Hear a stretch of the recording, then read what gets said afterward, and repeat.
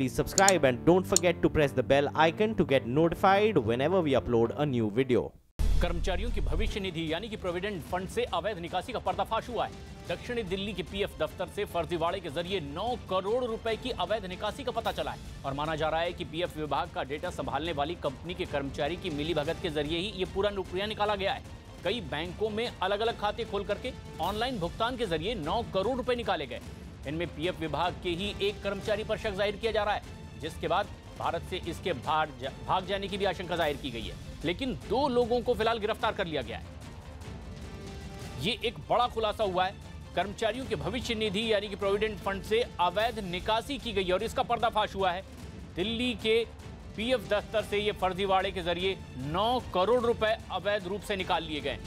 नीतीश हमारे सहयोगी फोनलाइन पर मौजूद हैं ज्यादा जानकारी के साथ। नीतीश, क्या अब तक की तफ्तीश से पता चल पाया है? देखिए, अभी तक जो तफ्तीश जो ईपीएफओ दफ्तर ने की है, एक दफ्तर जो दक्षिणी दिल्ली का जो द्वारका में है, ये शुरुआती जांच है और शुरुआती जांच में ही 9 करोड़ रुपए फर्जी तरीके से ऑनलाइन क्लेम सेटलमेंट के फॉर्म के जरिए निकाल लिए गए हैं। और ये जो है करीब 20 अलग अलग अकाउंट्स खोलकर बैंकों में 60 साल के ऊपर की उम्र दिखाकर बुजुर्गों की ये अकाउंट्स खोले गए हैं और उसमें फिर ये पैसा ट्रांसफर किया गया। और ये जो दायरा है इस घोटाले का, जो ये फर्जीवाड़ा है, इसका काफ़ी ज़्यादा हो सकता है, क्योंकि अन्य कई शहरों से जो है खबरें आ रही हैं इस तरह के पैसे निकाले जाने की। एक जगह से 24 करोड़ की और एक जगह से 4 करोड़ के रुपए निकालने की खबरें आ रही हैं। हालांकि इसकी अभी आधिकारिक पुष्टि नहीं हुई है, लेकिन जो सोर्सेज हैं ईपीएफओ के वो बता रहे हैं कि अभी जो एनुअल स्टेटमेंट कंपाइल होगा 31 मार्च के क्लोजर के बाद पीएफ का, उसमें ये दायरा काफी ज्यादा, कई गुना ज्यादा बढ़ सकता है। और इसमें एक आश्चर्य की बात है कि अब तक जो है सरकार ने इसमें सीबीआई जांच के आदेश नहीं दिए हैं, क्योंकि ये 3 करोड़ से ज्यादा का घोटाले का मामला है। शुक्रिया नीतीश। कांग्रेस अध्यक्ष राहुल गांधी ने ट्वीट कर मोदी सरकार और आरएसएस पर जोरदार हमला बोला है। राहुल गांधी ने आरोप लगाया है कि बीजेपी और आरएसएस दलितों को निचले पायदान पर रखती है, जो बीजेपी और आरएसएस के डीएनए में है, और लोगों की सोच को हिंसा से दबाते हैं, जबकि वो अपने अधिकार की रक्षा की मांग कर रहे हैं। कांग्रेस अध्यक्ष राहुल गांधी ने ट्वीट करके मोदी सरकार पर निशाना साधा। राहुल गांधी ने ट्वीट करके लिखा, दलितों को भारतीय समाज के सबसे निचले पायदान पर रखना आरएसएस बीजेपी के डीएनए में है। जो इस सोच को चुनौती देता है उसे वे हिंसा से दबाते हैं। हजारों दलित भाई बहन आज सड़कों पर उतरकर मोदी सरकार के अपने अधिकारों की रक्षा की मांग कर रहे हैं। हम उनको सलाम करते हैं।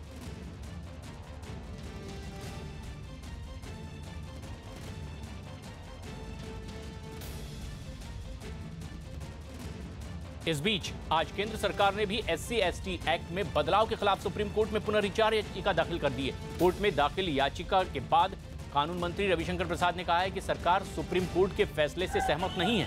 उन्होंने कहा है कि मोदी सरकार दलितों और आदिवासियों के कल्याण के लिए समर्पित है। आज सुप्रीम कोर्ट में SC/ST प्रोटेक्शन एक्ट के बारे में जो सुप्रीम कोर्ट का फैसला आया था, उस पर हमने रिव्यू फाइल कर दिया है। भारत सरकार की ओर से रिव्यू फाइल हुआ है। इस बात को समझना बहुत जरूरी है कि जो ओरिजिनल फैसला हुआ था उसमें भारत सरकार पार्टी नहीं थी। तो आज हमने बहुत ही कॉम्प्रिहेंसिव रिव्यू फाइल किया है और मैं बहुत विनम्रता से कहना चाहता हूं कि माननीय सुप्रीम कोर्ट के फैसले के रीजनिंग से हम सहमत नहीं हैं। तो बाकी विस्तार से भारत सरकार के जो बड़े वकील हैं वो अपनी बात रखेंगे। उत्तर प्रदेश के मेरठ में बंद के दौरान हिंसा भी भड़क गई है। मेरठ में दलित आंदोलन भड़का है। गुस्साए लोगों ने दिल्ली दून हाईवे पर बसों में आग लगा दी है। साथ ही साथ आंदोलन कर रहे लोगों ने पुलिस चौकी में भी आग लगा दी, जिसके बाद पुलिस ने प्रदर्शनकारियों पर जमकर लाठी बरसाई। बिहार में भारत बंद के दौरान कई जगहों पर हिंसा की खबरें आ रही है। बंद के दौरान सड़कों पर टायर जलाकर विरोध प्रदर्शन किया जा रहा है। दलित संगठनों के साथ साथ कई राजनीतिक दल भी प्रदर्शन में शामिल हुए हैं।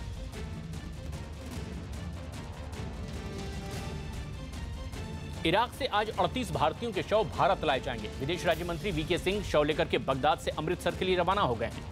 इराक में कुल मिलाकर 39 भारतीय मारे गए थे, लेकिन एक शव का डीएनए पूरी तरह से मैच न होने की वजह से इराक सरकार से क्लियरेंस नहीं मिल पाई है। जिन भारतीयों की हत्या की गई उनमें पंजाब के 27, हिमाचल प्रदेश के 4, बिहार के 5 और पश्चिम बंगाल के 4 लोग शामिल हैं।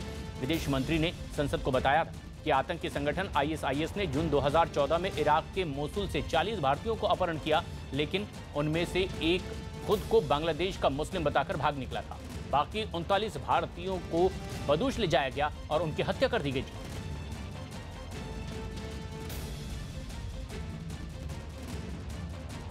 सालों पहले इराक में आईएसआईएस का शिकार हुए भारतीय युवकों के शव आज वापस देश लाए जा रहे हैं। खुद केंद्रीय मंत्री वीके सिंह एक स्पेशल हवाई जहाज के जरिए इन तमाम शवों को लेकर के आज अमृतसर एयरपोर्ट पहुंचेंगे और यहां पर तमाम तैयारियां मुकम्मल हैं। आप देख सकते हैं कि किस तरीके से जो तमाम एम्बुलेंसेज यहां पर हैं वो पहले से ही यहां पर रखी गई हैं, तैनात की गई हैं। हर एक परिवार के लिए एक एम्बुलेंस का इंतज़ाम किया गया है कि हर एक शव को उसके घर तक यहाँ एयरपोर्ट से पहुँचाया जा सके, उसका मुकम्मल इंतज़ाम किया गया है। और इसलिए यहाँ पर जो पंजाब के अलग अलग हिस्सों में जाने हैं जो एम्बुलेंसेज, वो 26 एम्बुलेंस यहाँ पर कतार से अलग अलग डिस्ट्रिक्ट के अलग अलग तैयारियाँ यहाँ पर की गई हैं। वो एम्बुलेंस यहाँ पर मौजूद हैं और हर एक का एक कोऑर्डिनेटर यहाँ पर बनाया गया है जो तमाम तैयारियाँ रखते हैं, जो इसका मुकम्मल इंतज़ाम कर रहे हैं इस बात का कि जो भी शव जहाँ पर भी जाना है, जिस भी गांव में जाना है, वो उसका एक एक कोऑर्डिनेटर बनाया गया। वो इस एम्बुलेंस में उस शव को ससम्मान परिवार के साथ यहाँ से उनके घर तक पहुँचाया जाएगा। ये तमाम तैयारियाँ सरकार की तरफ से की गई हैं और जो 4 जो शव हैं वो हिमाचल के हैं, जिनको कि यहाँ से हिमाचल भेजा जाएगा। बाकी जो तमाम तैयारियां सरकार की तरफ से हैं वो भी मुकम्मल की गई हैं। आप देखें तो यहाँ जो तमाम फैमिलीज़ जो यहाँ पर पहुँचेंगी, जो इन शव को रिसीव करने के लिए जो पहुँचेंगे, वो उनके लिए यहाँ पर इंतज़ाम किया गया है, बैठने का टेंट लगा करके इंतज़ाम किया गया। और ये तमाम तैयारियाँ सरकार की तरफ से केंद्र सरकार की तरफ से तमाम तैयारियां जो भारतीयों के शव थे उनको वापस लाने की गई और पंजाब सरकार की तरफ से यहाँ इन तमाम शवों को किस तरीके से उनके घर पहुँचाया जाए, वो पूरी तैयारियां मुकम्मल की गई हैं। एक तरफ 38 भारतीयों के शवों को भारत लाया जा रहा है तो वहीं दूसरी तरफ पंजाब में पीड़ित परिवार खुद को संभाल नहीं पा रहे हैं। पहले तो इन लोगों को 4 साल तक के अपनों की जिंदा रहने की उम्मीद थी, लेकिन अब इनका सब कुछ छिन चुका है। इराक से कोई भी जिंदा नहीं लौटा। मारे गए भारतीयों के परिवारों को शवों का इंतजार है और आंखों में आंसू हैं। इराक में आईएसआईएस के हाथों मारे गए भारतीयों के शव अमृतसर आ रहे हैं और अमृतसर के 5 परिवार आज दुखद हैं, क्योंकि वो 5 जो उनमें से युवक थे वो अमृतसर के थे, जो इराक में जिनके साथ वो दर्दनाक घटना हुई। ये तमाम परिवार हैं। आप किन के परिवार से हैं और किसके लिए आए हैं? मेरा भाई था गुरचरण सिंह, जलाल उस्मा गाँव है मेरा, तो मेरा बड़ा भाई था। क्या नाम था आपके भाई का? गुरचरण सिंह। तो आपको अभी सरकार ने बताया तभी पता लगा, या पहले जो कई बार बातें होती रहती थी तो तभी आप लोगों ने मान लिया था कि अब नहीं वापस आएंगे? नहीं सर, एक दिन न्यूज़ में आया था 10-15 दिन पहले, उस दिन पता चला कि आपके बच्चे मारे गए हैं, वो सुषमा स्वराज ने बताया था, तो न्यूज़ से पता चला। हाँ जी। तो इसी तरीके से आप देखें कि परिवार की तमाम जो महिलाएं वो भी यहाँ पर आई हुई हैं। दर्दनाक हादसा सबके लिए, परिवार उस दर्द को महसूस आज भी करता है और परेशान साफ तौर पर नज़र आता है परिवार पूरा। आप लोग किन के परिवार से हैं माँ? गोविंदर सिंह। तो आप लोग अब सरकार ने बताया तब आप लोगों को इस बात का पता लगा, या पहले ही आप लोगों ने मान लिया था कि अब नहीं वापस आएगा? सरकार ने बताया वा। हाँ, सरकार ने बताया फिर ही पता लगा। पहला तो आप आके ही है गया बाद में। कौन है उनके परिवार में? हाँ देखो सारा परिवार है। ना करो। भाई है मेरा, तो छोटा बेटा है, एक बेटी है। आप बता रहे हैं कि आपके भाई? जी भाई है मेरा, उसका एक बेटा है, एक बेटी है, मिसेज है उनके परिवार में पीछे उनके। और आप क्या लगती हैं उनकी? मैं भाभी लगती हूँ। आप उनकी भाभी लगती हैं। तो अभी सरकार ने जिस तरीके से आज सबको सरकार लेकर के आ रही है, तो थोड़ी सेटिस्फेक्शन इस बात की है कि कम से कम अंतिम क्रियाक्रम कर पा रहे हैं इतनी दूर से, और अभी तक पता नहीं चल रहा था। हाँ तो लेकिन वो बात थोड़ी कि 4 साल हो गए हमको उम्मीदें लगाए रखे और अब अचानक सरकार ने कह दिया, तो वो तो आप समझ सकते हैं कि क्या बीती।